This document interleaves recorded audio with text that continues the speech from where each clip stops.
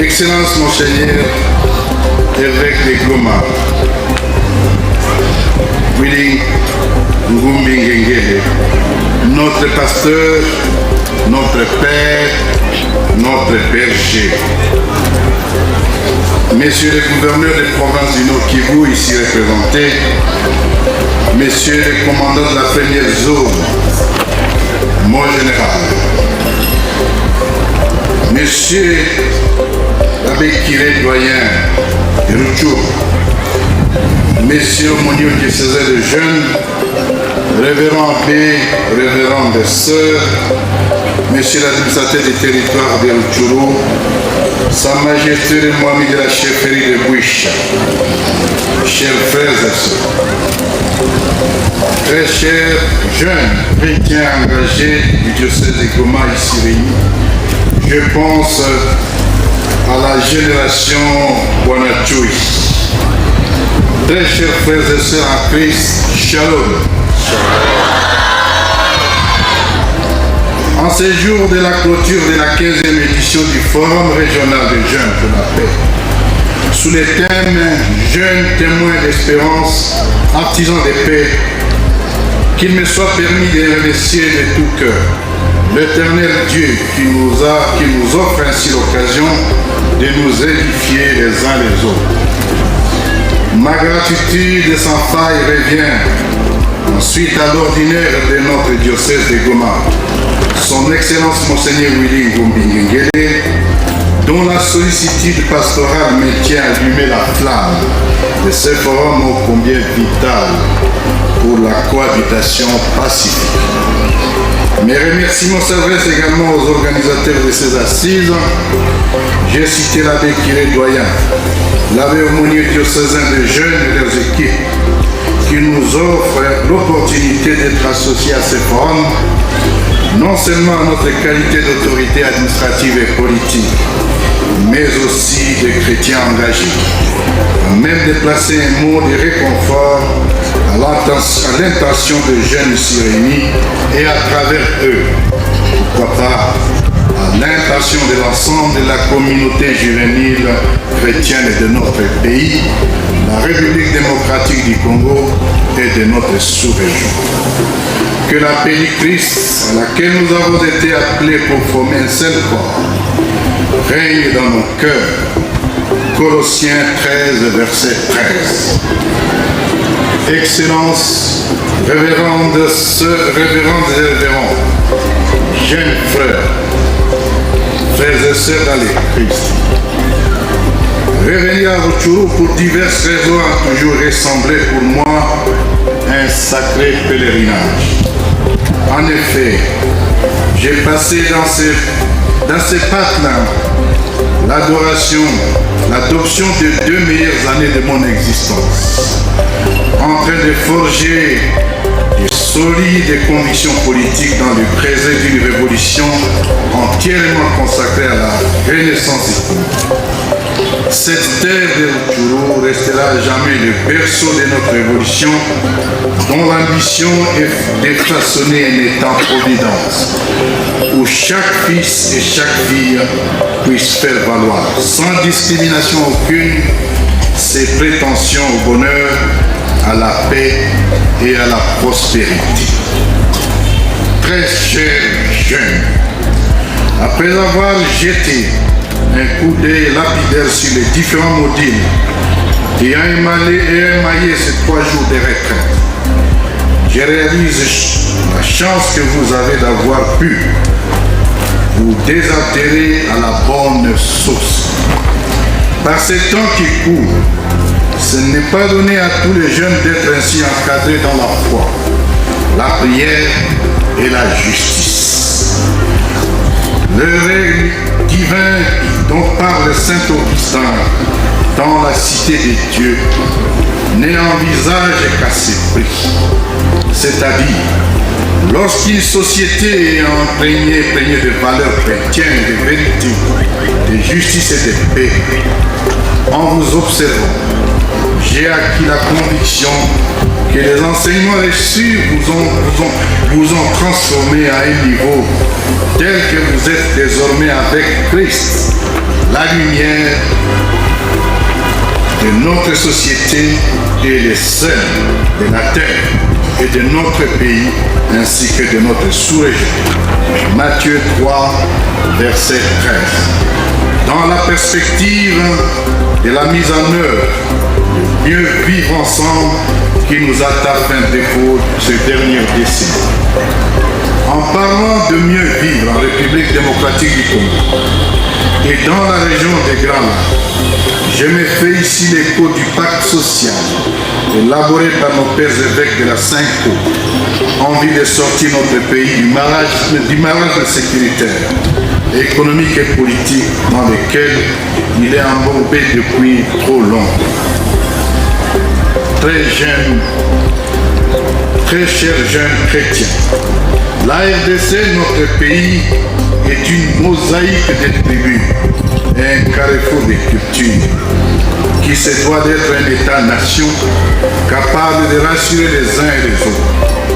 Personne n'a fait le choix de naître dans telle communauté plutôt que dans telle autre.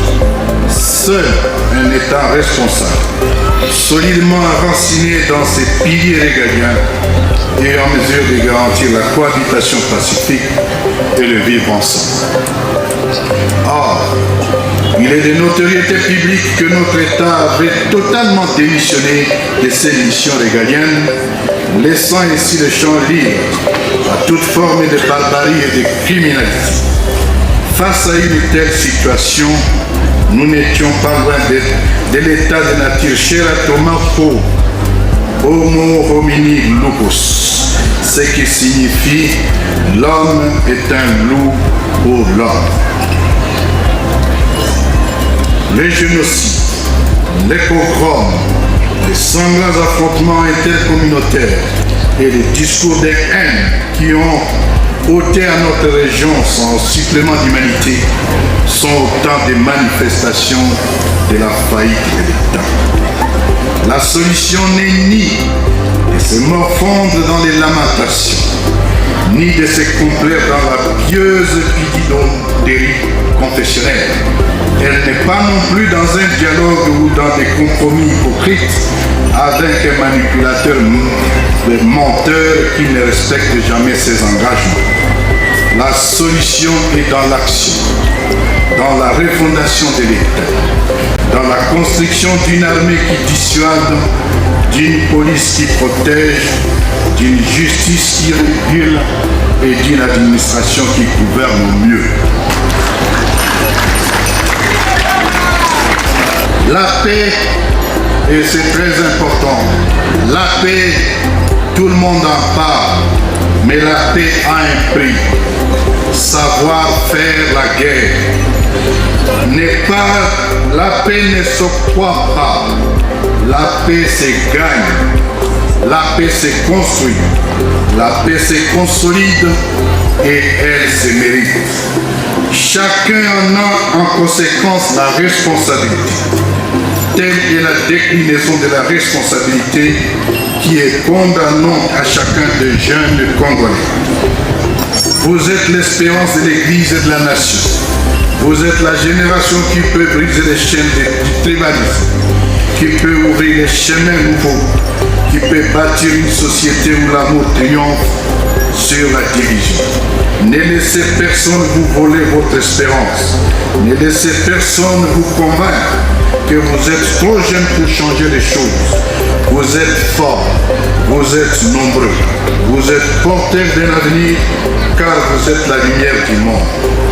Car la Bible elle dit, on n'allume pas une lampe pour la mettre sous les boisseaux, on la met sur les lampadaires et elle brille pour tous ceux qui sont dans la maison. Matthieu 5, 15. Certes, vos aînés que nous sommes, ainsi que ceux qui nous ont précédés, avons quelquefois failli à certaines de nos responsabilités. Toutefois, il serait irresponsable pour une jeunesse aussi éclairée que la vôtre de continuer à se défausser sur les failles des défensives. Les grandes nations que nous admirons aujourd'hui se sont construites lorsque, génération après génération, les citoyens ont chacun répondu à la question de savoir qu'est-ce qu'ils doivent faire pour leur pays. Le drame est que dans notre pays, la question semble inversée. Tout le monde cherche à savoir comment tirer profit plutôt que d'être à son service. Si notre jeunesse ne réalise pas qu'elle devrait avoir plus de devoirs envers la mère patrie que de droits, notre pays ne sera sorti de l'auberge de sitôt. Être artisan de paix, c'est refuser la haine, la discrimination, l'injustice, le tribalisme et les divisions, c'est choisir l'unité, le vivre ensemble et la fraternité. À cet effet, l'AFCM 23 se veut être un boulevard d'opportunités pour les jeunes, pour autant qu'ils sont inquiets de servir la nation.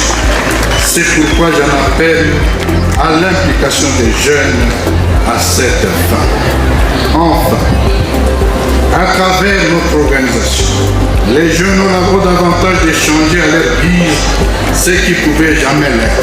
N'oubliez surtout pas, chers jeunes, que les discours de haine, l'exclusion, la stigmatisation ethnique, les sentiments permanents d'injustice, la corruption et la mauvaise gouvernance ont fait beaucoup de dégâts. Martin Luther King disait, je cite, « Ce qui m'effraie le plus, ce n'est pas l'oppression des méchants, mais l'indifférence du juste. » Fin de citation. Comme pour dire que le christianisme n'est pas incompatible avec la vie publique, il en est par contre le carburant. Parlons de David, dans son premier livre au chapitre 13, verset 4, le prophète Samuel nous indique « L'Éternel a choisi un homme selon son cœur. » Et pourtant, au-delà d'être roi, l'homme politique, homme d'État et juge, David était par-dessus tout un homme de guerre. Les souhaits les plus ardents, à travers cette révolution qu'il est dans la main, et de placer à la main des jeunes. Les mecs experts des jeunes chrétiens pratiquants, les leaders politiques, le leadership politique qui vous appartient, jeunes. Prenez le leadership politique, prenez le leadership militaire, prenez le leadership socio-économique, prenez surtout le leadership culturel de notre pays. Avec vous, chers jeunes, nous allons gagner la guerre contre la pauvreté, contre le chômage, contre la faim, la guerre contre les discours de haine, contre la paresse, tout cela en remportant la dernière victoire contre l'insécurité et l'anarchie. Que Dieu bénisse la République démocratique du Congo.